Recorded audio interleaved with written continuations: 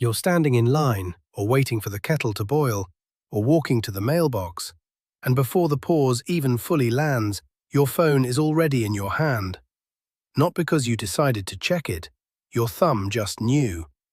Somewhere along the way, every gap in your day that used to sit empty got quietly filled in, and you stopped noticing it happening. That blank thought bubble over your head isn't a joke. It's closer to a diagnosis. In a moment, you'll see exactly what that emptiness used to be doing inside a human mind, and why losing it costs more than a shorter attention span. And by the end, there's a turn worth sitting with. It was never really about focus at all. It's about something else you've quietly lost, something that only makes sense once you see it. But to understand what filled that space, you have to go back to a day built almost entirely out of nothing to fill. Picture your ancestor walking behind a herd for 6 hours with nothing to look at but grass and sky. No task needs their full attention. No danger is close. Their hands are busy, but their mind is not. That gap, that stretch of unfilled time, is not a flaw in their day. It's the engine room. And for nearly all of human history, that engine ran for hours, every single day, uninterrupted. Neuroscientists have a name for what happens in a mind left alone like that. The default mode network. It switches on precisely when you stop focusing on a task. It's the circuitry behind daydreaming, behind sudden insight, behind the quiet moment you realize who you actually are. Mind-wandering research keeps finding the same thing. This so-called idle state is where self-reflection, planning, and creative connection actually happen. It was never idle, it was working. Anthropologist Marshall Sahlins upended a whole assumption when he studied how foraging societies actually spent their time. He found that many hunter-gatherer groups worked far fewer hours than modern people assume, sometimes only a few hours a day securing food. The rest of their waking life wasn't spent frantically busy. It was spent walking, resting, watching, waiting. Unstructured, unscheduled, unfilled. That unfilled time wasn't wasted. It was where identity got built. Around fires, during long walks, in the stretch of nothing between tasks, your ancestors told themselves the story of who they were. They rehearsed grievances, imagined futures, invented meaning. Boredom, in other words, was the workshop where a person assembled a self. Without it, there was no raw material for a personality to draw from. Now ask yourself honestly, when was the last time you let a gap in your day stay empty? Walking to the mailbox, waiting for a kettle, standing in line. Every one of those gaps used to belong to your own mind.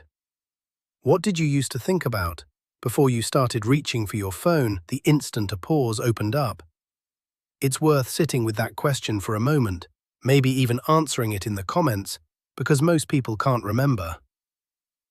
Here's the part that gets missed in every "put your phone down" lecture. The phone isn't inventing a new distraction. It's occupying territory that was, for the first time ever, left completely undefended. Boredom used to be unavoidable. There was no alternative to your own thoughts. Now there always is. The problem isn't that a screen is stealing your attention. It's that the empty space your attention used to wander into simply doesn't exist anymore.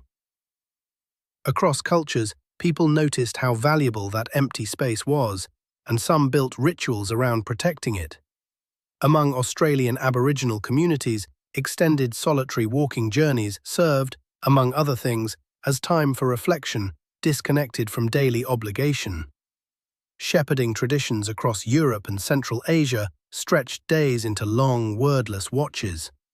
Spinning, weaving, grinding grain, repetitive tasks with almost no cognitive demand, filled hours of many ordinary lives and left minds free to roam while hands worked alone. None of this was leisure in the modern sense.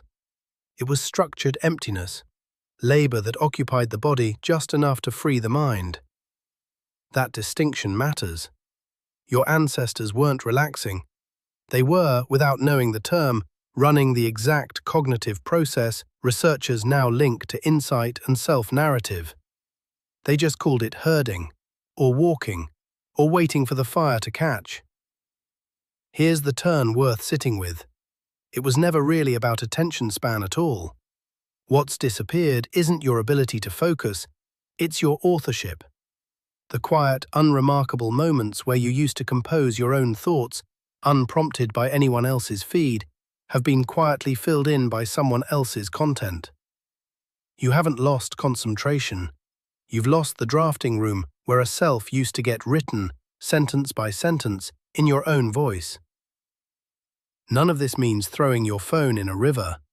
It means understanding what that ancient idle space was actually for and deciding it's allowed to exist again, even in small, deliberate doses.